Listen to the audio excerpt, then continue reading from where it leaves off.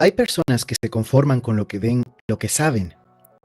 Sin embargo, también están aquellos que se obsesionan con los misterios del mundo, con la certeza de que algo más profundo de cada hecho que conforma la realidad. Ludwig Wittgenstein fue uno de esos pocos, un hombre que vivió al filo intelectual de la lógica y del lenguaje, intentando descifrar los más profundos enigmas de la naturaleza y que quizás no tengan una respuesta como esperarías. Desde el inicio, la vida de Ludwig Wittgenstein nos confronta con un enigma. No, no era jóvenes. No sé por qué se me coló ahí. En la famosa entrevista concedida al periodista Günter Gauss para la televisión de Alemania Occidental, el 28 de octubre de 1964, Hannah sorprende a su entrevistador contradiciéndolo cuando él la presenta a la audiencia como filósofa. Es que, aunque ciertamente estudió filosofía en algunas de las mejores universidades de Alemania, más adelante decidiría que en verdad ella no pertenecía al círculo de los filósofos. La primera explicación que da es que eso se debe a la naturaleza misma del asunto a la que ella está abocada. Pero además, la otra razón para no querer ser llamada filósofa es la de que todo lo vivido en su país hizo que lo político se volviera personal. Porque lo más perturbador, afirma, no es lo que hicieron sus enemigos, sino lo que hicieron sus amigos al alinearse voluntariamente al régimen. En la famosa entrevista concedida al periodista Günter Gauss para la televisión de Alemania Occidental, el 28 de octubre de 1964, Hannah sorprende a su entrevistador contradiciéndolo cuando él la presenta a la audiencia como filósofa. Es que, aunque ciertamente estudió filosofía en algunas de las mejores universidades de Alemania, más adelante decidiría que en verdad ella no pertenecía al círculo de los filósofos. La primera explicación que da es que eso se debe a la naturaleza misma del asunto a la que ella está abocada. Pero ¿Lo están además, viendo, la otra jóvenes? razón para no querer ser llamada Sí, filósofa se escucha, es la de que licenciada, Sí. pero todo lo creo que no es vivido en ese su el país video. hizo que No, lo político se volviera personal. Porque lo más perturbador, afirma, no es lo que hicieron sus enemigos, sino lo que hicieron sus amigos al alinearse voluntariamente al régimen. En la famosa entrevista concedida al periodista Günter Gauss para la televisión de Alemania Occidental, el 28 de octubre de 1964,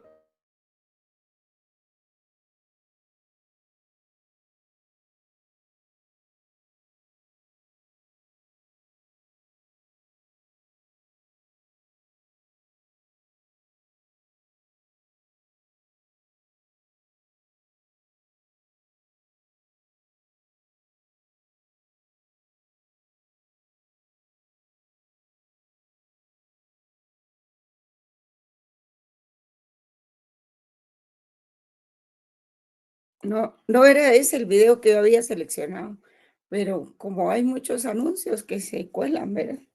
Realmente ahora cuesta un poco consultar el YouTube porque es colocando un anuncio, un video y inmediatamente llegan 5 o 6 anuncios, ¿verdad?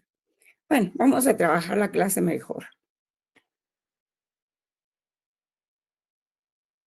A ver, vamos a trabajar hoy la obediencia al derecho, ¿verdad?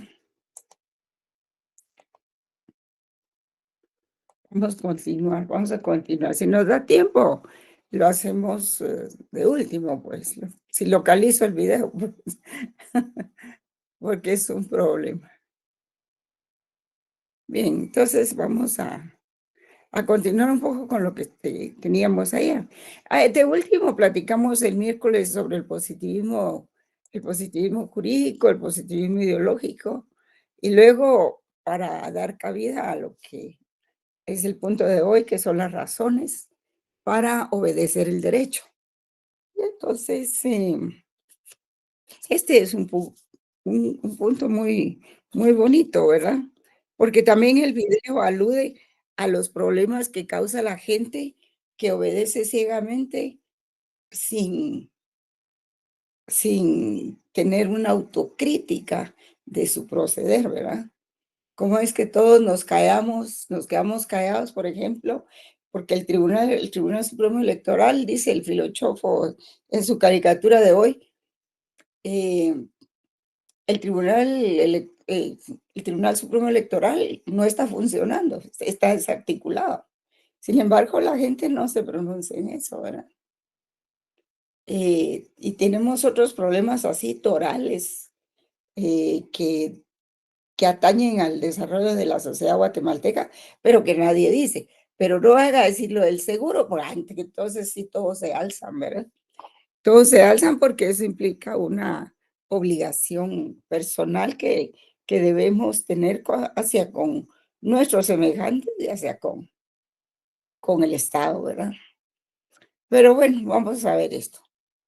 Razones para obedecer al derecho. Aunque hay posturas enfrentadas entre los filósofos, ¿verdad? En cuanto a la obediencia al derecho, todos coinciden en el ámbito de la moralidad en detrimento del ámbito jurídico e incluso político. Eso quiere decir que pues la moralidad es un poco más importante. Y esta crítica hace que abordemos el tema desde la triple perspectiva: la obediencia al derecho como obligación jurídica, política y moral. Esos son los tres aspectos que hacen que nosotros obedezcamos al derecho, ¿verdad? Entonces,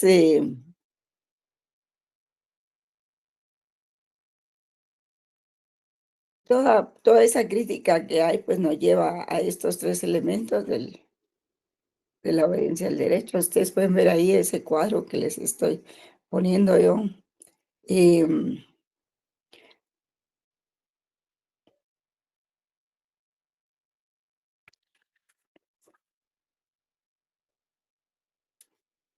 Entonces, el derecho es producto de la voluntad del hombre y es una reacción contra las especulaciones teológicas y las construcciones metafísicas, ¿verdad? O sea, lo espiritual.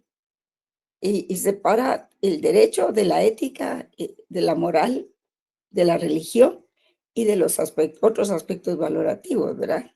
Es uno de los típicos representantes de esas tesis es Hans Kelsen, el que nos donó la pirámide de las normas jurídicas, aunque dicen que antes que él ya la había elaborado.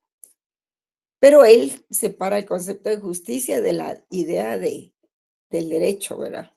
Y dice que para estudiar el derecho hay que separarlo de todos los aspectos ideológicos, eh, sociológicos, metafísicos y todo eso. Pero no aclara cómo queda el derecho si lo separamos de la justicia, ¿verdad?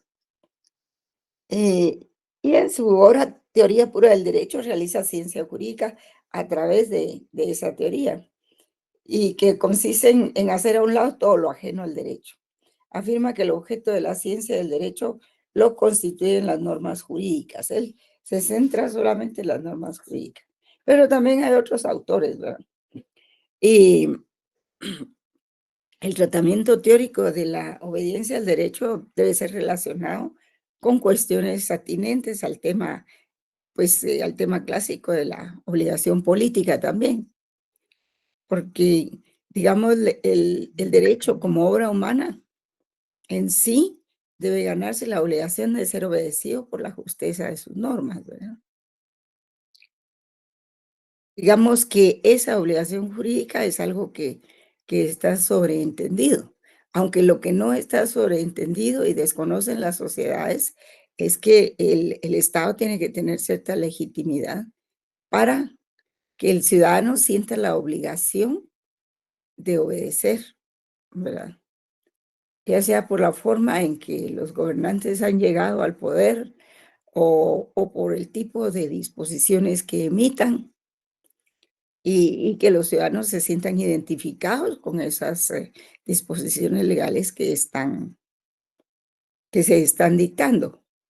Claro que el asunto del seguro, ustedes vieron que hay una serie de políticos ahí que le pagan a ciertas personas, o mareros, o bueno, los mareros también son personas, para que hagan bochinches y entonces buscar una oportunidad de votar al gobierno, ¿verdad?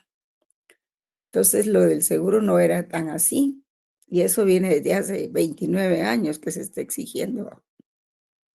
Pero, en fin, esas fuerzas oscuras son las que generaron todo ese bochinche, ¿verdad? Y asusan a la población decente, a la población, pacífica, que, pues, que quiere cumplir con lo establecido por el Estado, pero en cierta forma, ¿verdad?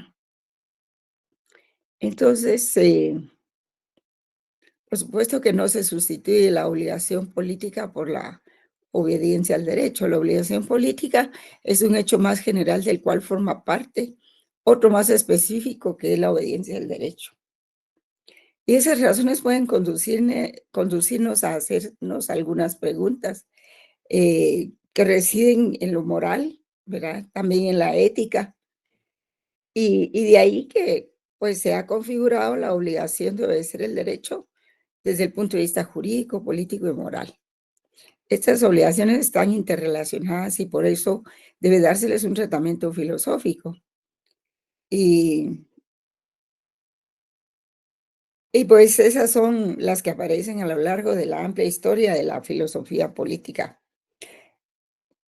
Si alguien quiere profundizar en este, puedes comprar un libro de historia de la filosofía política, son verdaderamente ilustrativos.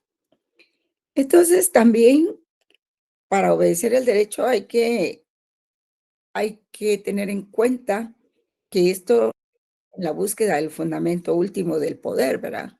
Porque existe el poder como una fuerza avasalladora, como una fuerza que todo lo puede cambiar, ¿verdad? Y que puede colocar a las personas en situación de anarquía o bien en una situación dictatorial. Y es entonces que el derecho viene a ser como el equilibrio entre todo eso para que la sociedad avance, ¿verdad? Eh, pues que este es un criterio de legitimidad también y legitimación del poder. En Norberto Bobbio, la obligación política es un tema recurrente. La considera como la búsqueda del fundamento último del poder. Y por eso es que surgen esas preguntas, ¿verdad? Digamos, aquí ustedes pueden ver, antes de pasar a la siguiente filmina, cómo se define la obligación jurídica. El derecho como obra humana debe ganarse la obligación de ser obedecido por la justeza de sus normas. En cuanto a la obligación política, pues está basado en la necesidad de una autoridad, lo que es incompatible con la razón, porque no siempre la razón coincide con la política. Y la obligación moral, pues, deviene de una conciencia moral autónoma, voluntaria del individuo, que también emana de los derechos humanos. Y aunque muchos gobernantes quieren eliminar los derechos humanos, no pueden, pues. Los derechos humanos son más fuertes que cualquier gobernante, que cualquier otra corriente, ¿verdad? Porque fueron conquistados a sangre y fuego. Entonces es algo que no pueden quitar así de un plumazo. Entonces, Norberto Bobbio dice, ¿por qué debo obedecer al derecho, verdad? ¿A quién debo obedecer y por qué? Y todas estas preguntas nos llevan a la naturaleza y función de la obligación política, ¿verdad? Hay otro autor que se llama Alessandro Paserini, de Entrevés, otro que se llama G. Pasquino, que asumen esta tarea de la filosofía política propuesta por Norberto Bobbio. Y señalan a la vez con él, ¿verdad?, que la filosofía política, pues, viene a ser una búsqueda del criterio de legitimidad del poder, determinar el porqué del Estado, los motivos que exploran la obediencia que los hombres prestan o recusan al poder. Entonces, así las teorías acerca de la legitimidad o legitimación del poder se limitan a señalar las condiciones que el poder debe acatar para ser o merecer ser, pues, y que para que sea aceptado como válido. dejando indeterminados los modos en que se puede realizar, de hecho, estas condiciones. Sí, lo que pasa es de que si estamos en un proceso democrático, pues nosotros creemos que un Estado debe celebrar elecciones para que los ciudadanos puedan elegir a sus autoridades. Pero si, por ejemplo, estamos en los años, aquellos 60 años que vivimos de dictaduras militares, ¿verdad? Que supuestamente se celebraban las elecciones y siempre salían los candidatos militares electos, ¿verdad? Hasta que se llegó a 1985 con Vinicio Cerezo. Y pues el primer civil en 60 años que iba a ejercer el poder. Y todos estábamos muy felices y contentos, ¿verdad? Pero lo que no sabíamos es de que ya la bota militar pues había hecho su espacio ahí y pues, no lo dejó gobernar, ¿verdad? Y así seguimos en ese rumbo. Entonces, la obediencia al derecho debe ser la cuestión más general de la obligación política, que equivale a decir que aunque el poder político, que es el Estado, el poder político es el Estado, jóvenes, nos puede exigir incluso por la fuerza la obediencia al derecho, no es lo mismo desde el punto de vista moral, político y jurídico. No es lo mismo un poder político aceptado que un poder político impuesto. No tienen la misma legitimidad. Entonces, eso tiene mucho que ver con las rebeliones también, ¿verdad? El poder político se tiene que hacer merecedor de la obediencia a sus normas por sus destinatarios, lo que significa que hay estados que se merecen obediencia y otros que no. Y ello nos conduce siempre al tema de la legitimidad y de los requisitos y condiciones de la legitimidad justa de los gobiernos, ¿verdad? Por ejemplo, hay dictaduras como la de Daniel Ortega en Nicaragua, ¿verdad? Que ahí él tiene que hacerse obedecer a sangre y fuego, pues, o expulsión de los rebeldes. Y entonces eso ya no es una democracia, es una dictadura, ¿verdad? Lo mismo que en Venezuela. Entonces sucede que si no hay legitimidad, pues la gente no se siente identificada para apoyar al Estado. Las teorías contractualísticas de Thomas Hobbes, John Locke, Juan Jacobo Rousseau y Immanuel Kant, pues han puesto cuidado especial en crear un marco adecuado que conecte la legitimidad del sistema político con la obligación política. Y los primeros, como Juan Jacobo Rousseau, dicen que la fuerza es un poder físico, dice. Y él dice, y yo no logro comprender qué consecuencia moral pueda tener. Ceder a la fuerza es un acto de necesidades, no de voluntad. Cuando mucho, un acto de prudencia. Pero ¿en qué sentido podría constituir un deber? Y debemos convenir o estar de acuerdo en que la fuerza no crea el derecho, porque ese es el poder, y que no se está obligado a obedecer, sino a poderes legítimos. Si uno obedece a una dictadura, no es porque quiera hacerlo, que quiera colaborar con su país, es porque si no le cae la ley fuga, ¿verdad? Y se lo llevan preso. Entonces, en cambio, cuando Juan Jacobo Rousseau habla de la obligación moral de obediencia al derecho, él dice que es una obligación selectiva dirigida al derecho justo. Fíjense bien cómo relaciona el derecho justo con la moral. Entonces, Juan Jacobo Rousseau estaba dando el paso desde la obligación política al establecimiento de las razones más fuertes para obedecer al derecho, tales como a la consideración de que el Estado como autoridad, o sea, el Estado es un poder autorizado, puede exigir obediencia para la consecución de un orden definido como justo y como tal, y solo como tal, susceptible de obligar a aquellos a quienes dirige sus mandatos. Y la obligación moral de obediencia al derecho es una obligación selectiva que está dirigida exclusivamente al derecho justo. O sea, vean ustedes cómo relaciona la moral con la legitimidad y la justicia, el derecho justo, ¿verdad? Es decir, se relaciona con la norma jurídica justa, valga la redundancia, ¿verdad? Entonces, las injustas o medianamente justas pueden ser objeto de obligación jurídica o de obligación política, pero nunca de obligación moral. Y de la misma forma, las razones morales para desobedecer el derecho, porque se desobedece el derecho por una razón moral, ¿verdad? Entonces,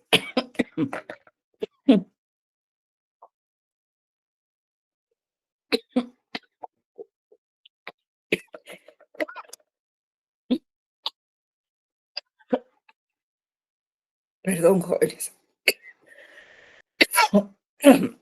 que se me seca la garganta.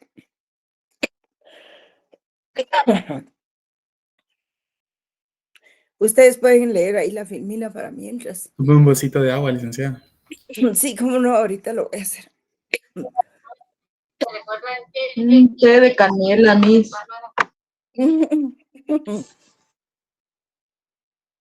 Es que se me fue un poquito de agua a la parte de donde no se debía ir. Entonces, la obligación política es un tema recurrente, ¿verdad? Es la búsqueda del fundamento último del poder.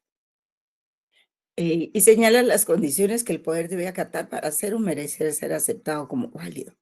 No cualquier gobierno es aceptado como válido o como legítimo. Porque ¿qué es legítimo, jóvenes? La legitimidad representa el sentir del pueblo. Eso es. Y si un gobierno es elegido por la mayor parte de sus habitantes, se convierte en un gobierno legítimo, ¿verdad? Porque como siempre se dan muchos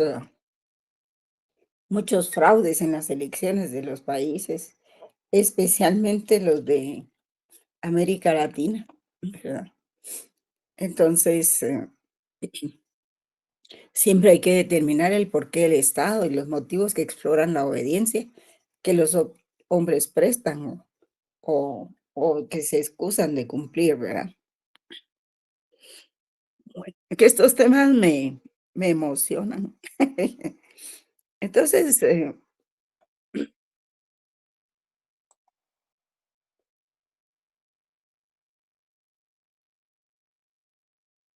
ustedes pueden ver ahí la filmina. En el cumplimiento de las normas por parte de los ciudadanos, no hay dogmas. Saben que tienen un origen democrático para proteger sus derechos que tienen conexión con las normas constitucionales, orientando su función al respeto de los derechos humanos. Entonces, las razones jurídicas se corresponden con las razones legales.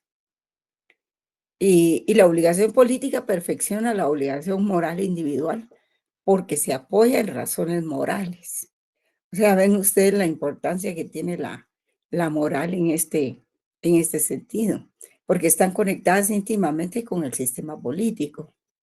Presupone vida en sociedad, convivencia política y necesidad de tener una autoridad. Y es la suma de obligaciones legales y morales. Estas últimas cuestionan a las exclusivamente morales. Y bueno, pues tampoco debemos confundir a veces la falta de experiencia o un poco la improvisación de los gobernantes con la legitimidad, ¿verdad? Porque, digamos, cuando un gobierno, como les decía, es electo por la mayoría de sus habitantes, es legítimo, pues, ¿verdad? Pero ya ven ustedes que en nuestro caso, pues, es solo el ejecutivo. Las elecciones de segunda categoría, que son las de los jueces, no fueron totalmente diferentes, ¿verdad? Entonces, el problema de la desobediencia al derecho. Doctrinariamente, esto se denomina actos de desobediencia civil. Son parte de un Estado democrático y se desarrolla en sociedades maduras que logran procesar sus conflictos aceptando que las leyes e instituciones legalmente establecidas pueden fallar, admitiendo un espacio para la construcción de interpretaciones distintas a las predominantes que pretenden ser consideradas justas, ¿verdad? Entonces, la desobediencia implica estrictas sanciones ya que significa a menudo un riesgo para la seguridad de otros o de los intereses colectivos. Sin embargo, la desobediencia en este plano se puede deber a razones legales, éticas y o religiosas. O sea, ahí ya interviene la ética y la religión también. Entonces, el problema de la desobediencia civil, algunos lo definen como el acto de desacatar una norma de la que se tiene obligación de cumplimiento. La norma que debe obedecerse es por lo general una norma jurídica o en todo caso cualquier norma que el grupo en el poder considera investida de autoridad en el sentido de que su transgresión pues nos traerá inevitablemente un castigo, ¿verdad? Si se desobedece va a traer un castigo.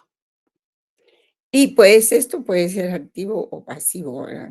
La opinión generalizada es de que todo acto contrario a la ley es siempre un acto ilegal, pero nosotros sabemos que no es totalmente así, ¿verdad? Pero la opinión generalizada es así, ¿verdad? De que todo acto contrario a la ley es siempre un acto ilegal que merece tanto el castigo positivamente definido, o sea, definido en la ley, como así también como la condena social, pero admite otro análisis desde la perspectiva de la desobediencia civil. En términos amplios está catalogada como desobediencia civil porque hace referencia a los deberes generales que todos como ciudadanos debemos reconocer, legitimando así el orden legal vigente, teniendo en cuenta que esto puede traer cambios en el orden social o político que afectarían la libertad de los ciudadanos. Pues sí, ¿verdad? La desobediencia civil corresponde a diversos ámbitos, entre ellos, fíjense bien, la desobediencia civil corresponde a diversos ámbitos, entre ellos la ética, diferir, disentir, protestar, no acatar órdenes inapropiadas o con las que no se está de acuerdo es el derecho y privilegio del ser humano. En un mundo como el nuestro, como en Guatemala, ¿verdad? A veces, hasta la desobediencia civil es necesaria, ¿verdad? Hay otro jurista que, Javier Sádava, que dice, si la sociedad no es democrática y no hay problema, porque no hay nada a lo que se deba obedecer, o habría que desobedecer a casi todo. Eso sería en la dictadura, ¿verdad? Habría que desobedecer a casi todo. Una parte se niega a obedecer y la otra lo hace. Es decir, una parte se niega a obedecer y no obstante lo hace pacíficamente. Por ejemplo, negarse a pagar impuestos porque sabemos que se los roban, ¿verdad? Yo el otro día tenía que pagar un impuesto grande, pero realmente me pesaba pagarlo, porque dice uno tanto que uno se esfuerza por tener un ingreso para que luego otros se lo lleven así, ¿verdad? Sin más ni más. Entonces, la desobediencia en Guatemala está protegida, podríamos decir, por los artículos 5 de la Constitución Política. No sé si tienen ahí a la mano la Constitución. Más sería el artículo 5 que habla de la libertad de acción. Una vez clara la definición de la obediencia, nos referimos al problema de la desobediencia al derecho. Pues cuando no se está bajo una normativa, los ciudadanos no tienen control de sus propias acciones y se violentarían los derechos de los otros como los derechos en común. Y también está el artículo 6, ¿verdad? No sé si ahí tienen la Constitución para leer los jóvenes.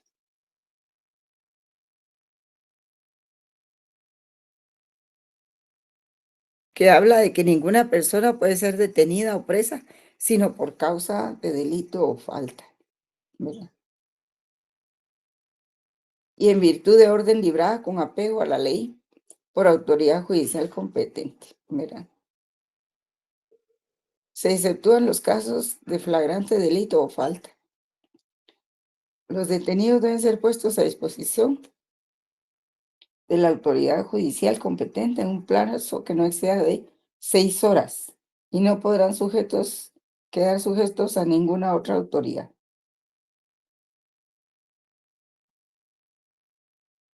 Entonces sería el artículo 5 que habla de la libertad de acción. Dice, toda persona tiene derecho a hacer lo que la ley no prohíbe. Esto se aplica más que todo a los particulares, ¿verdad? Porque si se es funcionario del Estado, solo tiene que hacer lo que la ley le ordena, ¿verdad? En cambio, el particular puede hacer lo que la ley no le prohíbe y no está obligado a acatar órdenes que no estén basadas en ley y emitidas conforme a ella, ¿verdad? Tampoco podrá ser perseguido ni molestado por sus opiniones o por actos que no impliquen infracción a la misma.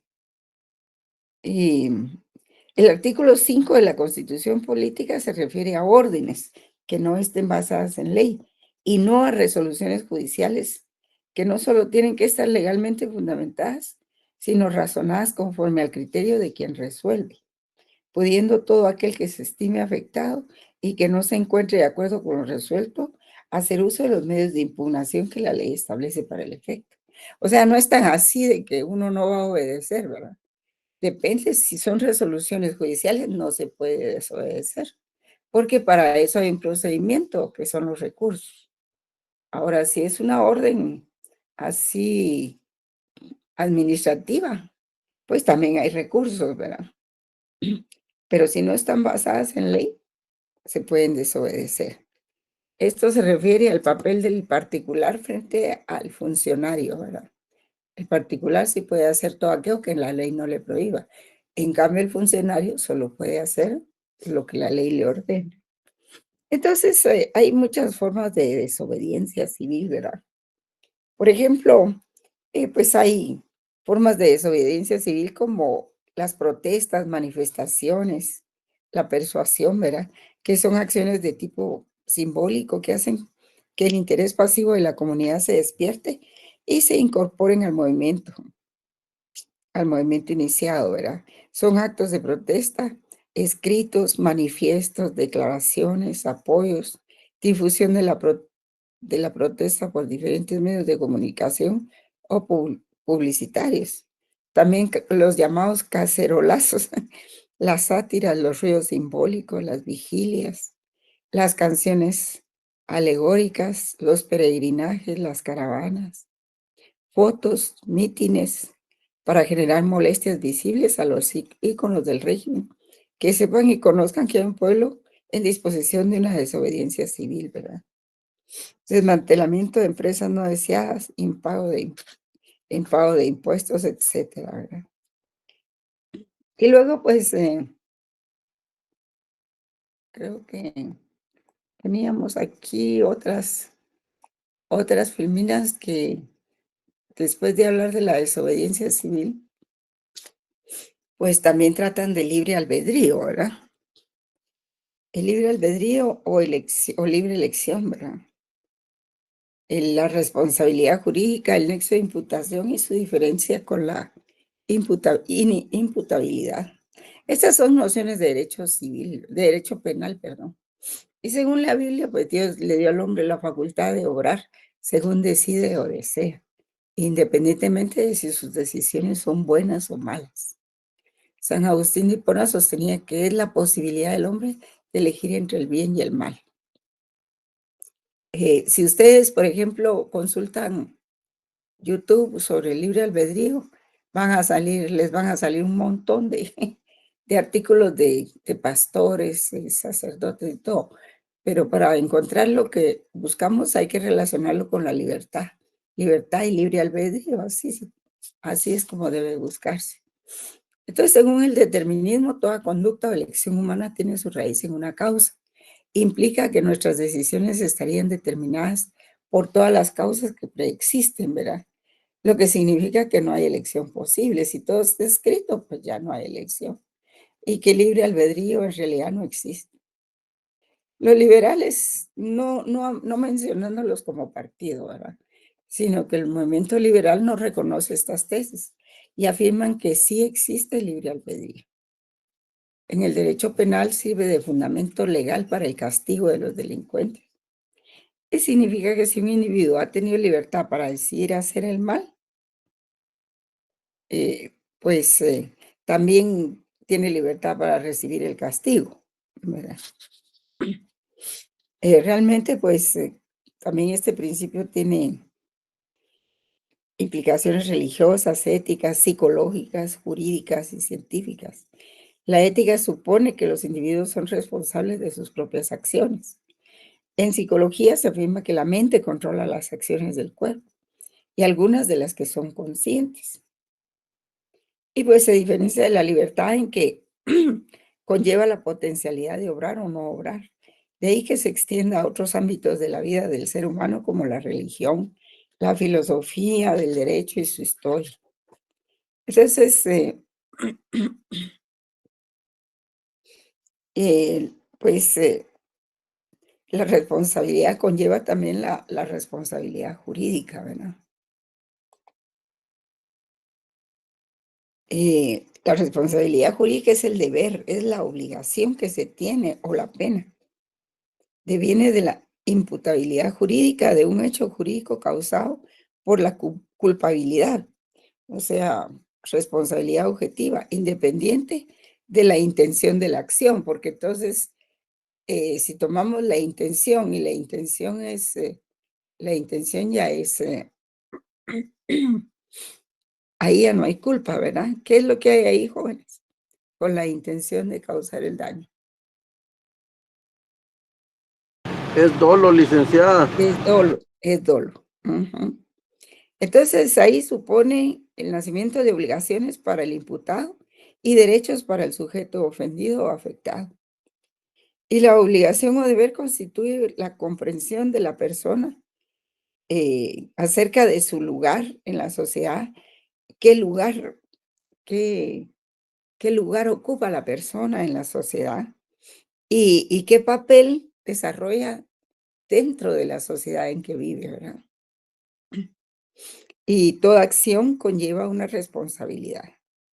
La responsabilidad es una regulación, ya sea moral o normativa de la conducta. Y voy a ver, entonces, creo que todavía tenemos el nexo de imputación y su diferencia con la imputabilidad. Esto tiene que ver mucho con derecho penal. En derecho procesal penal, la imputación es el acto mediante el cual se le acusa formalmente a una persona de un delito concreto. Se diferencia de la imputabilidad en que esta es la posibilidad condicionada por la salud y madurez espiritual del autor de valorar correctamente los deberes y de obrar conforme a ese conocimiento. No es lo mismo una persona que pues nunca ha tenido educación, que ha sido muy pobre, que siempre ha sido atacada por la gente que le rodea y todo eso, a una persona, pues, a un profesional o algo así, ¿verdad? Que ha tenido cierta comodidad y cierta plataforma de vida que le ha permitido desarrollarse. No es lo mismo, ¿verdad? Por eso dices que esa posibilidad de la imputabilidad está condicionada por la salud y madurez espiritual del autor, de valorar correctamente los deberes y de obrar conforme a ese conocimiento. Y es la capacidad del sujeto para ser culpable. Imputación es la posibilidad de atribuir un hecho a un sujeto. Y la imputabilidad es la capacidad del individuo para ser penalmente culpable. Hay que diferenciar esos dos términos, jóvenes. Entonces, no creo que me hubiera gustado seguir con otros temas, pero el tiempo se acaba. Voy a buscar el video porque, miren, es importante escuchar este video porque habla sobre el daño que podemos causar los ciudadanos con nuestro silencio. O sea, sabemos que a veces sí, a veces no, pero sabemos que hay ciertas normas o ciertas órdenes que son dañinas para nosotros mismos o para otro grupo de población y que sin embargo consentimos con nuestro silencio y no tenemos un pensamiento crítico y nos prestamos a que se realicen ciertos actos a pesar de que hacen daño. Y eso pasa mucho en Guatemala. La gente prefiere callar y obedecer. Bueno, también está la amenaza de que lo puedan llevar a un, a un proceso y luego a la cárcel, ¿verdad? Entonces, voy a buscar en este momento el video, jóvenes. Permítame un segundito.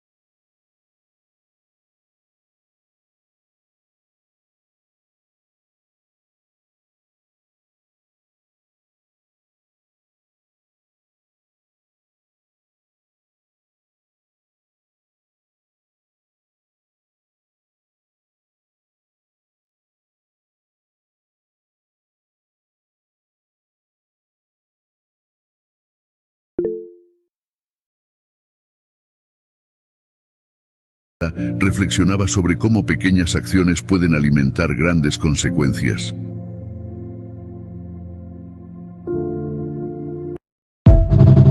¿Pueden ver el video, jóvenes? En una conferencia Sí, sobre el licenciada. mal, un estudiante le pidió a Hannah Arendt que explicara su concepto de la banalidad del mal con un ejemplo sencillo. Hannah tomó un vaso de agua que tenía en el estrado y dijo: imagina que te pido que vacíes este vaso en el suelo. Podrías hacerlo sin pensarlo mucho, ¿verdad? Es una acción pequeña, insignificante. El estudiante asintió y ella continuó: ahora imagina que cada persona en esta sala hace lo mismo, sin cuestionarlo. El suelo se inundaría. Lo banal es justamente eso, una acción aparentemente pequeña que, multiplicada y aceptada sin reflexión, crea un daño enorme.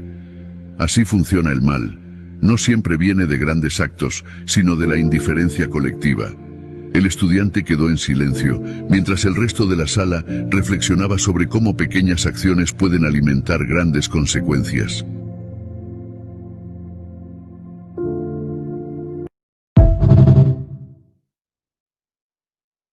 En una conferencia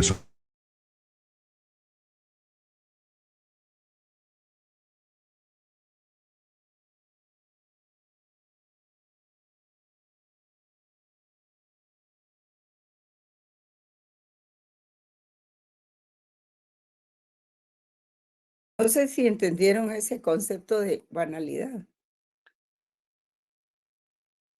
que explica ella ahí.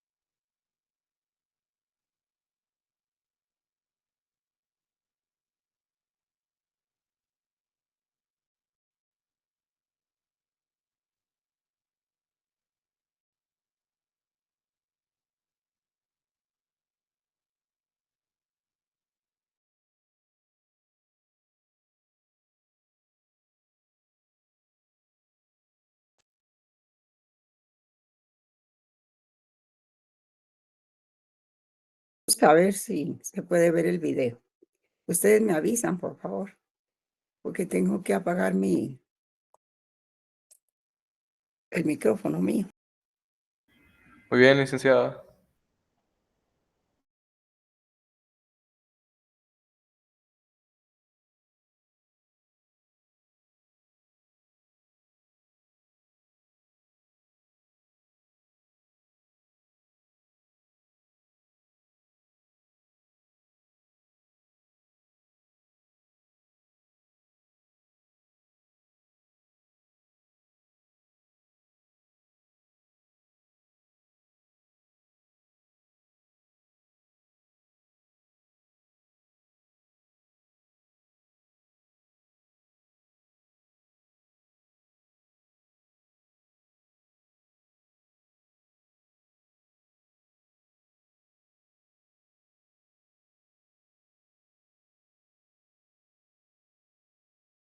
Jerusalén y que después se transformarían estos mismos artículos en Eichmann en Jerusalén. Un artículo o un libro, mejor dicho, de Hannah Arendt, donde habla acerca de este término que nosotros vamos a explicar o vamos a comentar en este podcast el día de hoy. Claro, primero ponerle color al podcast, en el sentido de...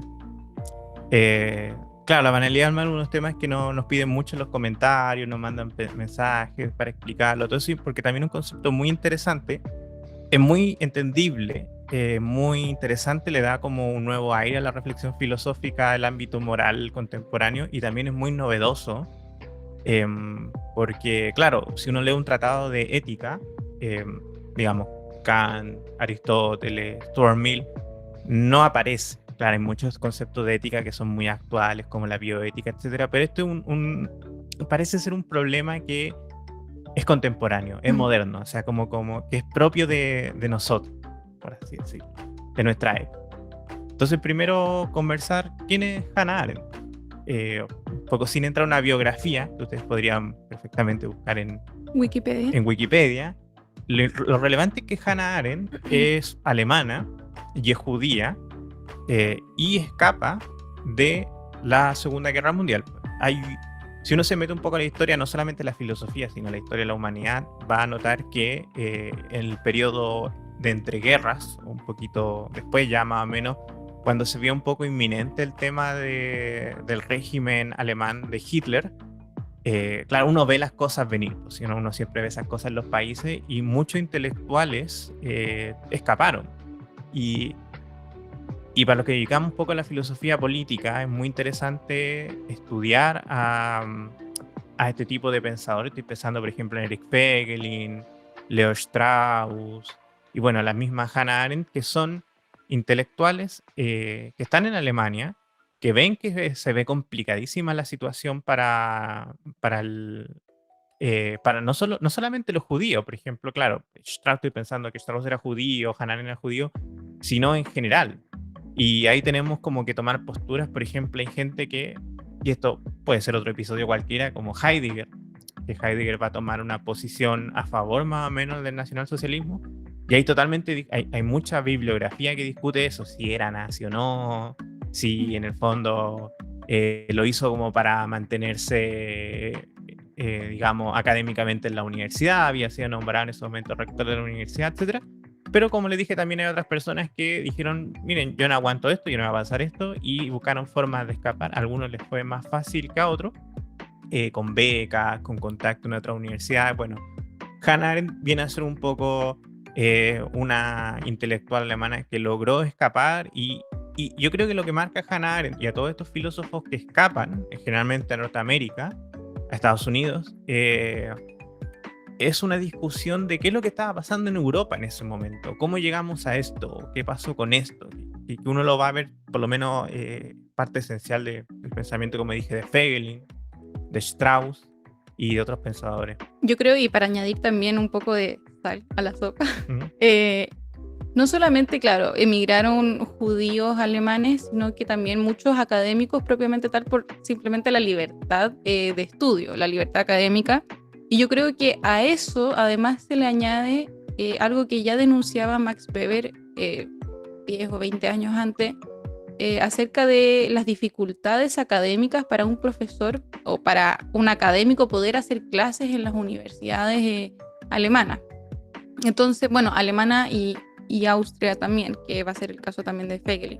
Entonces yo creo que ante el inminente totalitarismo, muchos académicos efectivamente emigraron a Estados Unidos, donde las condiciones eran diferentes, y ahí yo creo que van a hacer una carrera académica importante que ahora sí, yo creo, no habría sido la misma o no habría sido igual si se hubiesen quedado en Alemania. Claro, por eso digo, en el régimen, por eso hacía el énfasis, no escapan solo por ser judíos, y por eso pongo la figura, por ejemplo, de Eric Feiglin, que en el fondo es decir, en el régimen, con independencia de tu etnia, no tienes la libertad académica Claro. que tú buscas en este y cualquier régimen totalitario,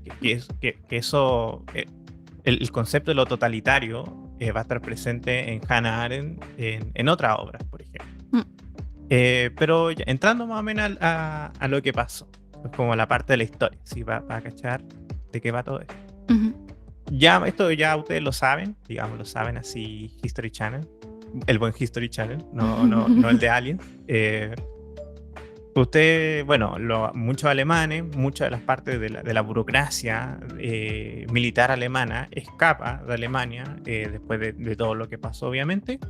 Y en el caso de Eichmann, escapa, se va a Argentina, se cambia de nombre, obviamente, en la década del 60, como contaba la Cali, creo que en 1960 específicamente. El 11 de mayo de 1960. El 11 de mayo, la Cali es mucho más perfecta en historia que yo. Más perfecta. No, me acuerdo porque mucho es más mi versada. cumpleaños. Mucho más versada. Escapan están en Argentina, como que unos policías internacionales israelitas lo secuestran, lo llevan parece que una casa, un galpón o no sé qué, y ya el tipo sabe por qué lo están secuestrando, pues tiene todo claro y no hay como que ni interrogarlo mucho, entonces él dice, yo soy Eichmann. Con lo que lo llevan a Jerusalén, en lo que se van a llamar los juicios de Jerusalén, ¿no? Sí. Y es interesante recalcar que sea en Jerusalén o en Israel, mejor dicho, porque y no en Alemania, donde se cometieron precisamente sus crímenes, porque claro, lo que hacen muchos países precisamente es extraditarlo al país donde se cometieron los crímenes o al país de origen, y ahí se lo juzga. Pero en el caso de Eichmann es particularmente importante que sea en Israel, porque en el fondo la connotación que le da, y es en el fondo por lo que va a ser enjuiciado, es que va a ser los crímenes contra el pueblo judío. Claro, ya habían habido juicios contra los altos mandos nazis en Alemania. Claro, en los juicios de Nuremberg, donde efectivamente habían sido como los crímenes contra la humanidad, pero aquí en el juicio de Eichmann en Jerusalén, como se va a titular la obra de Hannah Arendt, es precisamente el juicio contra el pueblo judío. Claro. Y en 1963, porque todos estos procesos no son 2 días, 3 días, ustedes saben cómo funciona la justicia. Para bien, digo, en el fondo, es bueno pensar de repente las cosas con la cabeza fría. El diario The New Yorker, o New York Times. No, perdón. New Yorker, El yo New York me Times, confundí. perdón, No, New Yorker.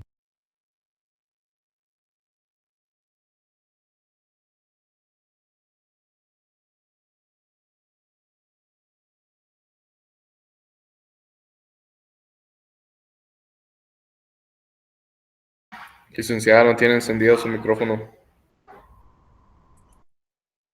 Sí, aquí está. ¿Me escuchan? Ahora sí, licenciada. ¿Me escuchan? Sí. Muy bien. Sí, ese tampoco era el video, pero lo dejé porque hablaba de lo que era el video que les iba a presentar. Sí, pues hablando un poco de lo que es la legitimidad del derecho, ¿verdad? Hay que tener presente en este tipo de temas que el derecho pues también es una fuerza, ¿verdad? Una fuerza monopolizada que requiere unidad para ser respetada. Y esta fuerza es la institución, es todo lo institucionalizado, todas las instituciones que están organizados y controlados por el derecho, ¿verdad? intenta lograr cohesión y aceptación, y aquí entran en conflicto la legitimidad y la legitimación. Hay que tener presente esto. La legitimación, pues, es la consecución del cumplimiento del derecho. Es decir, esta fuerza del derecho es respetada y todos obedecen al derecho. En cambio, para tener legitimidad es diferente, porque ha de ajustarse a las exigencias morales de la sociedad a la que se gobierna. Y cuando hablamos de legitimidad, hablamos de legitimidad democrática, pues en otros sistemas de gobierno existe una legitimidad diferente. En la legitimidad en otros sistemas de gobierno, pues, perdón, en la legitimidad en democracia se trata también de permitir la participación y la voluntad de los ciudadanos. Entonces, la legitimidad es un término utilizado en la teoría del derecho, en la ciencia política y en filosofía, que define la cualidad de ser conforme a un mandato legal, a la justicia, a la razón o a cualquier otro mandato cierto, ¿verdad? Legitimidad significa que es conforme a las leyes. Hay que tener presente eso. Legitimidad significa que es conforme a las leyes.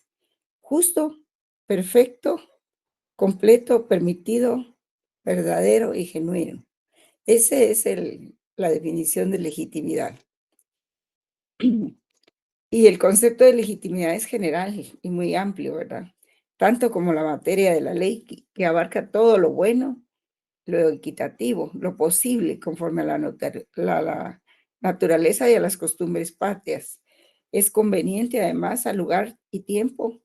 Es necesario, es útil y dado no para el bien privado, sino para la utilidad común de los ciudadanos. En un sistema de derecho estricto, la cuestión de legitimidad es lo más fundamental, porque ahí el legislador no deja nada librado al arbitrio de los jueces. El vocablo legitimidad proviene de legítimo, que a su vez deriva del latín legitimus. En el lenguaje común significa que es conforme a las reglas, bien construido, ¿verdad? En la literatura jurídica, legitimus significa conforme a derecho, justo. Y en este sentido se habla, por ejemplo, de legítima pena o legitimum pedimentum o legítima controversia. De legítimos se deriva el adverbio legitime, que significa jurídicamente con arreglo a derecho, justamente, correctamente. Legitime es equivalente a legítimo, modo que significa, es equivalente a legítimo, modo que significa que está hecho en la forma prescrita por el derecho. Y entonces para los romanos significa legítimos, nombra algo practicado, mantenido como correcto. Legitimus produce una reacción favorable de aprobación.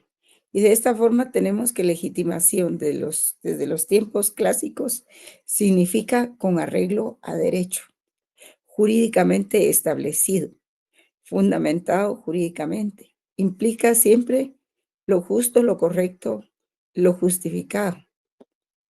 Para la dogmática moderna, legítimo, además de establecido jurídicamente, significa jurídicamente reconocido y protegido por el derecho. Aunque en un sentido amplio y general, legalidad indica, fíjense que este es otro término, legalidad indica la cualificación de actos que se conforman con el derecho existente. No puede decirse lo mismo de legitimidad. La legalidad es diferente de la legitimidad. La legitimidad atañe más que todo a lo moral. La legalidad atañe más que todo a la ley, ¿verdad? Puesto que todos los actos se encuentran condicionados por las normas que los facultan. Entonces, tales actos y normas pueden representarse en forma de una cadena normativa. Los componentes de una cadena normativa valen como tales si satisfacen las condiciones impuestas por los actos jurídicos que les preceden. No obstante su presencia en toda la escala del orden jurídico, la cuestión decisiva de la legitimidad se presenta en el poder originario, más allá del cual no es posible remontarse. El acto creador del sistema es un poder o facultad de creación jurídica. Esto es que su surgimiento descansa en un poder. Y este poder fundamental es el poder que crea la primera norma. De esta manera puede decirse que un orden jurídico consiste en el poder fundamental y en todas las normas creadas directa o indirectamente mediante el ejercicio de las facultades conferidas por tal poder. Y los requisitos que ha de cumplir una norma jurídica para ser legítima, ya vimos los requisitos de validez formal y material. Ahora vamos a ver los requisitos que ha de cumplir una norma para ser legítima. Estos son 3: validez, justicia y eficacia. Una norma jurídica es válida cuando ha sido emitida por el órgano competente. Es justa si la población considera mayoritariamente que se atiene a los objetivos colectivos de esa misma sociedad. Y es eficaz si la población la cumple, con independencia de si la percibe como justa o válida.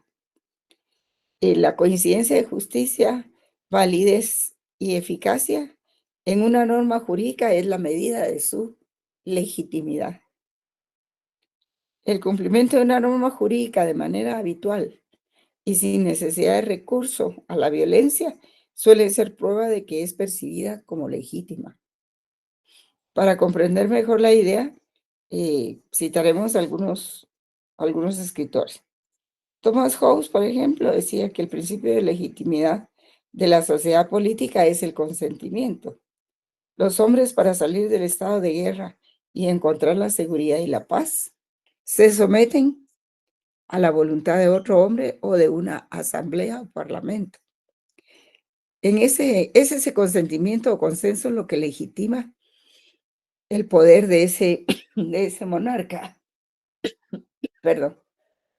John Locke decía que la legitimidad del poder está por el consenso de los miembros de la comunidad a someterse a ese poder. Al ser el hombre libre por naturaleza, no puede suponerse que se someta a ningún poder terrenal, si no es por su propio consentimiento, el cual legitima y justifica el poder. Creo que es este airecito que... Juan Jacobo Rousseau, que es digamos, el principal exponente del contrato social, ¿verdad? Señala que el hombre es libre solo cuando obedece a la ley que él mismo ha creado. El único modo que el ciudadano sea libre es dictando sus propias leyes. El poder político reside en la naturaleza general. La legitimidad se encuentra en el consenso de cada particular de someterse a esa voluntad general. Sí, porque digamos cada individuo no hace las leyes, ¿verdad? Sino que es el conjunto de los individuos de una sociedad. Por eso dicen que la norma es heterónoma, ¿verdad? Porque no depende de la voluntad en sí de cada uno, sino de una voluntad superior que es, por ejemplo, el Congreso, la Asamblea, el Parlamento.